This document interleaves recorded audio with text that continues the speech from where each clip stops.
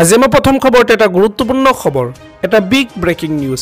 খালি হৈ থকা একাউণ্টৰ পৰা ছেকেণ্ডতে উলিয়াব পাৰিব 10,000 টকা। এতিয়া আপোনাৰ একাউণ্ট শূন্য বেলেঞ্চ হ'লেও এটিএমৰ পৰা উলিয়াব পাৰিব 10,000 টকা। পকেটত এটকাও নাথাকিলেও চিন্তাৰ কাৰণ নাই, আপুনি খালি হৈ থকা একাউণ্টৰ পৰা উলিয়াব পাৰিব 10,000 টকা। অভাৰড্ৰাফ্ট সুবিধা থাকিলে আপুনি লাভ কৰিব 10,000 টকা। যিসকলৰ জনধন একাউণ্ট আছে তেওঁলোকে লাভ কৰিব এই সুবিধা। খালি একাউণ্টৰ পৰা ধন উলিয়াবলৈ আপুনি বেংকলৈ যোৱাৰ কোনো প্ৰয়োজন নাই। যিকোনো এটিএমৰ পৰা ছেকেণ্ডতে উলিয়াব পাৰিব 10,000 টকা। অভাৰড্ৰাফ্ট সুবিধা ল'বলৈ আপুনি প্ৰথমে বেংকত ধন জমা নথলেও হ'ব। জনধন একাউণ্ট থকা লোকৰ ধন শূন্য হৈ থাকিলেও লাভ কৰিব এই সুবিধা। পিছত আপুনি এই ধনৰাশি সুদসহ ঘূৰাই দিব লাগিব বেংকত। আজি মই পৰৱৰ্তী খবৰত এটা গুৰুত্বপূৰ্ণ খবৰ, এটা বিগ ব্ৰেকিং নিউজ। বিনামূলীয়া চিলাই মেচিন কিনাৰ বাবে ধন দিব চৰকাৰে। এই আঁচনিৰ বাবে প্ৰথমে চৰকাৰে আপোনাক দিব চিলাইৰ প্ৰশিক্ষণ। চিলাইৰ প্ৰশিক্ষণ শেষ হোৱাৰ পিছত আপোনাক চৰকাৰে দিব ধন। চিলাই মেচিনৰ বাবে 15,000 টকা দিব আপোনাক চৰকাৰে। বিশ্বকৰ্মা আঁচনিৰ অধীনত লাভ কৰিব এই সুবিধা। লাখ লাখ মহিলাই চিলাই মেচিন ক্ৰয়ৰ বাবে কৰিব লাগিব এইকেইটা কাম। চিলাই মেচিন পাবৰ বাবে নিজকে প্ৰথমতে দৰ্জী হিচাপে প্ৰমাণ কৰিব লাগিব আৰু তাৰ বাবে আপুনি ল'ব লাগিব প্ৰশিক্ষণ। আবেদন কৰাৰ প্ৰক্ৰিয়াও একেবাৰে সহজ। সমীপতে থকা CSC কেন্দ্ৰলৈ গৈ এই আঁচনিৰ বাবে পঞ্জীয়ন কৰিব লাগিব আৰু ইয়াৰ বাবে প্ৰয়োজন হ'ব আপোনাৰ আধাৰ কাৰ্ড। আবেদন কৰাৰ পিছতে আপোনাৰ প্ৰশিক্ষণ আৰম্ভ হ'ব। আপোনাক প্ৰশিক্ষণৰ সময়ত প্ৰতিদিনে চৰকাৰে দিব 500 টকাকৈ। প্ৰশিক্ষণ অন্ত পৰাৰ পিছত সামগ্ৰী কিনাৰ বাবে দিব 1500 টকা। বিশ্বকৰ্মা আঁচনিৰ ৱেবছাইটলৈ গৈ পৰীক্ষা কৰক সমস্ত তথ্য। আৰু বিশ্বকৰ্মা আঁচনিৰ ৱেবছাইটটো হৈছে pmvishwakarma.gov.in। এটা বিগ ব্ৰেকিং নিউজ, বতৰে ল'ব সংহাৰী ৰূপ। ৰাজ্যত জাৰি কৰা হৈছে য়েল্লো এলাৰ্ট। ৰাজ্যত পুনৰ বতৰে ল'ব সংহাৰী ৰূপ। ইতিমধ্যে ৰাজ্যৰ কেইবাখনো জিলাত জাৰি কৰা হৈছে য়েল্লো এলাৰ্ট। বতৰ বিজ্ঞান কেন্দ্ৰই দিলে সতৰ্কবাণী। যোৰহাট, ডিব্ৰুগড়, তিনিচুকীয়া, কাৰ্বি আংলং, গোলাঘাট, লখিমপুৰ, ধেমাজি, কোকৰাঝাৰ, বঙাইগাঁও, দক্ষিণ শালমাৰা, মানকাছা, ধুবুৰী, বজালী, বৰপেটা, গোৱালপাৰা, চিৰাং, বাক্সা, কামৰূপ গ্ৰাম্য, কামৰূপ মেট্ৰ', নলবাৰী, তামুলপুৰ, মৰিগাঁও, ডিমা হাছাও এই জিলাসমূহত বিজুলী ঢেৰেকনি সহ বৰষুণ পৰাৰো সম্ভাৱনা প্ৰকাশ কৰিছে বতৰ বিজ্ঞান কেন্দ্ৰই। ইয়াৰ পৰৱৰ্তী খবৰটি খুবেই গুৰুত্বপূৰ্ণ, এটা বিগ ব্ৰেকিং নিউজ। চাঞ্চল্যকৰ ঘটনা সংঘটিত হৈছে এইখন অসমতেই। প্ৰেমিকক অপহৰণ প্ৰেমিকাৰ।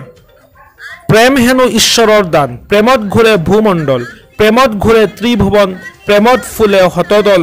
প্ৰথমে ফেচবুকত চিনাকি, তাৰ পিছত গভীৰ প্ৰেম, প্ৰতিশ্ৰুতি, বিশ্বাস আৰু কিছু মিঠা মিঠা সপোন। এইবাৰ প্ৰেমত পৰিল সোণতলীৰ হুকুম। মৰিগাঁৱৰ এগৰাকী যুৱতীৰে প্ৰেমত আকুল বিকুল হুকুম। শয়নে সপোনে হুকুমৰ জীৱনত কেৱল মৰিগাঁৱৰে সেই বিশেষ যুৱতীগৰাকীক লৈ সপোন দেখিছিল হুকুমে।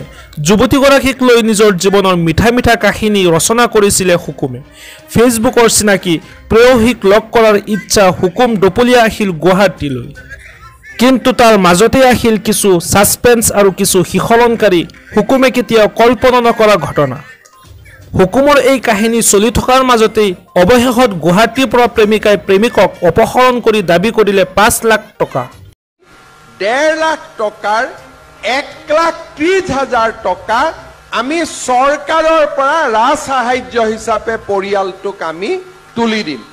অৰ্থাৎ মাত্ৰ 20,000 টকাহে পৰিয়ালটোৱে খৰচ কৰিব লাগিব আৰু 1,30,000 টকা ৰাজ্য আৰু কেন্দ্ৰীয় চৰকাৰে দিব। আমাৰ অসমত 170 ঘৰ পৰিয়ালে ইতিমধ্যে আমাৰ আঁচনিৰ জৰিয়তে এই পেনেল স্থাপন কৰিছে আৰু 2 লাখ ৰাইজে, 2 লাখ ব্যক্তিয়ে এই পেনেল স্থাপন কৰাৰ বাবে আমাক আবেদন কৰিছে। অৰ্থাৎ আমি যেতিয়া 2 এদিনতে মই গুৱাহাটীত প্ৰেছ কনফাৰেন্স এখন কৰিও সেই পৰিয়ালসকলক মই মাতি তেওঁলোকৰ হতুৱাই তেওঁলোকৰ অভিজ্ঞতা বৰ্ণনা কৰাম।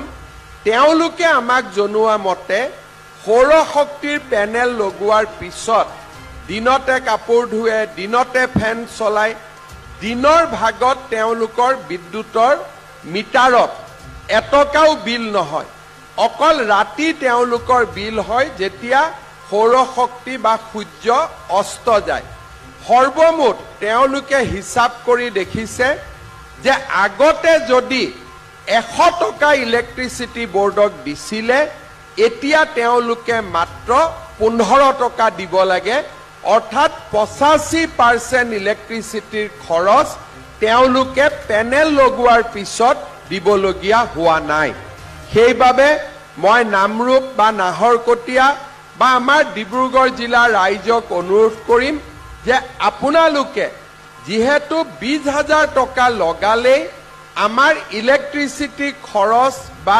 ইলেক্ট্ৰিচিটি বোৰ্ডক আমি বিল এক প্ৰকাৰ দিয়াৰ প্ৰয়োজনীয়তা নোহোৱা হৈ যাব সেই কাৰণে আমি এই আঁচনিটোৰ যিমান পাৰি সিমান আমি সুবিধা ল'ব লাগে নিজৰ ঘৰত যেতিয়া আমাৰ ইলেক্ট্ৰিচিটি আমি নিজে উৎপাদন কৰিম আমি বোৰ্ডৰ পৰা ইলেক্ট্ৰিচিটি কিনিব নালাগে আৰু ৰাইজে যদি আমাৰ পৰা ইলেক্ট্ৰিচিটি নিকিনে আমিও বাহিৰৰ পৰা ইলেক্ট্ৰিচিটি কিনাৰ প্ৰয়োজনীয়তাটো নোহোৱা হৈ পৰিব আজি আমি ৰাইজক 6 টকা প্ৰতি ইউনিটত ইলেক্ট্ৰিচিটি দিওঁ আৰু মহাৰাষ্ট্ৰ তামিলনাডু আদি ৰাজ্যৰ পৰা আমি 10 টকাত ইলেক্ট্ৰিচিটি কিনিব লাগে সূৰ্য যেহেতু সকলোকে সমানে পোহৰ দিয়ে সূৰ্যৰ পৰা যদি আমি সৌৰ শক্তি উৎপাদন কৰিব পাৰো আমিও বাহিৰৰ পৰা ইলেক্ট্ৰিচিটি কিনিব নালাগে